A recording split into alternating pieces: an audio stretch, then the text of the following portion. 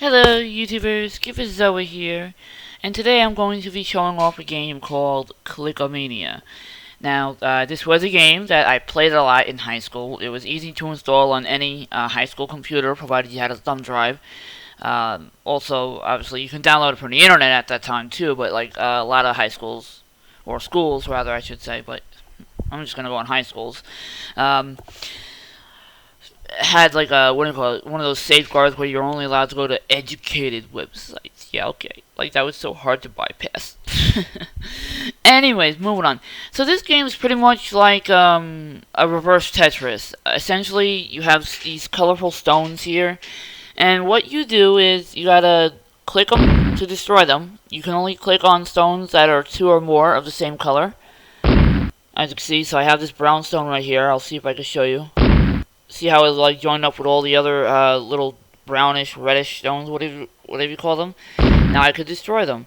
Now I'm also playing with special stones.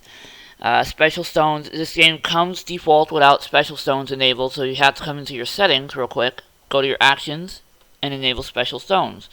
Animations are automatically enabled. And enable auto drop countdown. So basically, this will actually continuously drop stones, but you're actually timed to actually finish the game. It actually helps you beat the game faster. Not faster. It helps you get less stones, because that's the object of this game, is to get the least amount of stones as possible. Think of it like the little peg game from Cracker Barrel. Oh my god, I love that game. But anyway, besides the point. It's pretty much that. This game's been around since, I want to say even before the 2000s. I want to say the 90s. Because I was a junior in 1999. So, yeah, this game, I was actually introduced to this game. Anyway, so basically, yes, this will allow you to set a timer. You can even set it to higher or no timer at all, I believe. Let me see. Can you set it to 0, or is it going to not let you do that? Yeah, you can do that. Yeah, you can set it to... No, you can't. Okay. Well, you can set it to an infinite number. I wonder how high you can go then. Wait, 90? They must have changed it, because like this is up to 4.4 now. Yeah, you can go higher than that. I'm going to set that back to 90, though. Okay, anyways. Let's see. Your other options are, you can set the number of stones you have. So if you set it to 4, you'll have 4 colors of stones. And you can even actually choose the colors of tiles, which is actually a very nice feature. You can choose to have them textured, voyeur, trace lines, base sounds, play sounds, space. You can have it counted high score or low score. Set the low score, because that's the whole point of the game, is to see who can get the lowest. There's also a track the game. This will actually, I'll get to what that does in a minute. Excuse me. And you can actually choose different languages. I'll show you the language that it does support. Dutch and French.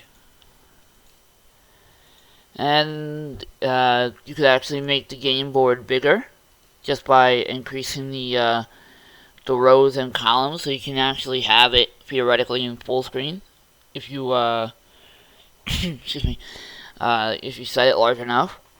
And you could actually make the stones bigger or smaller. It's all up to you, honestly.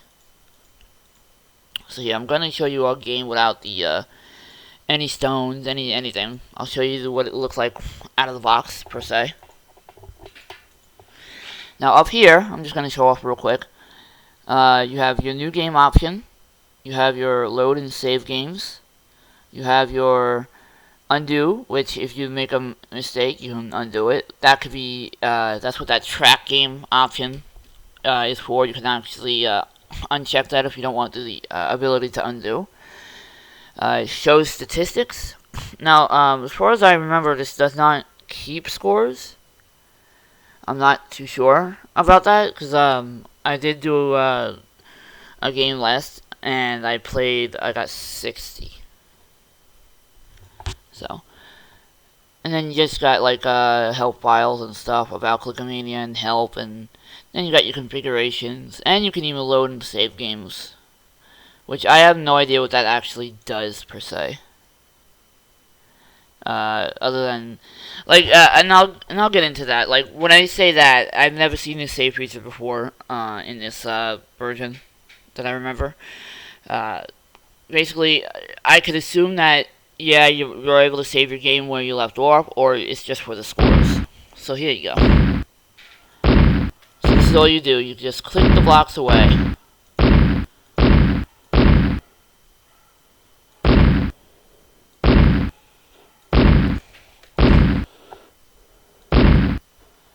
I kind of wish there was an Android version of this game. I know someone made a chips challenge of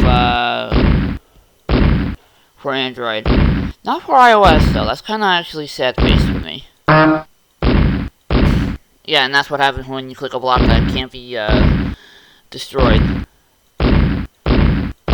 It pretty much pulls Beetlejuice.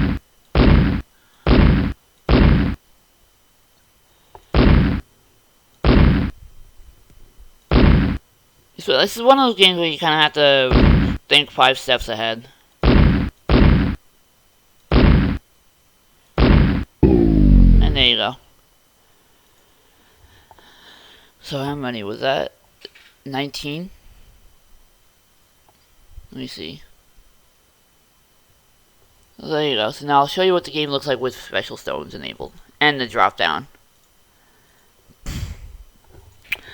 So as you can see here, the counter is actually going. I have that much time to complete the game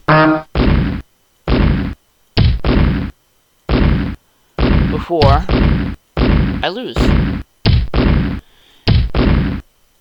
So if you're someone that wants to practice strategies with this game, you can set it higher, and I didn't mean to waste that. Damn, Mark.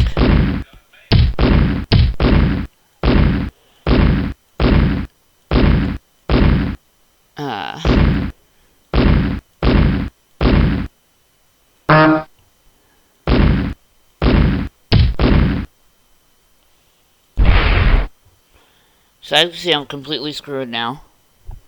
I can't move. I have to wait for these blocks up here. I can click up here to actually force drop them.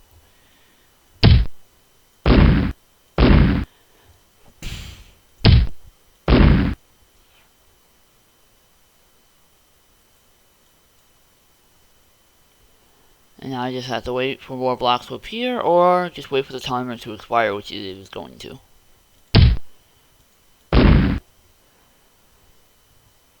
Now, I can't remember specifically if there was actually an option to make that tick and go faster, but there you go. I finished with 27.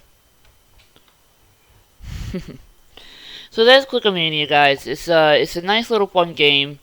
You know, it's not like any game that'll win any awards, but it's something to pass the time. I mean, like I said, I'm very nostalgic like that. Oop. Hang on, I minimized it. Oopsie. And the other issue is I'm noticing that, well, not noticing, but I know, you can have multiple instances of the game going at the same time. So, be careful with that. But yeah, I would highly recommend it. The link is in the description. As far as I know, it is safe to download. I have not had any issues with it. Downloading and running it. You don't have to install it. You can even run this off of a thumb drive.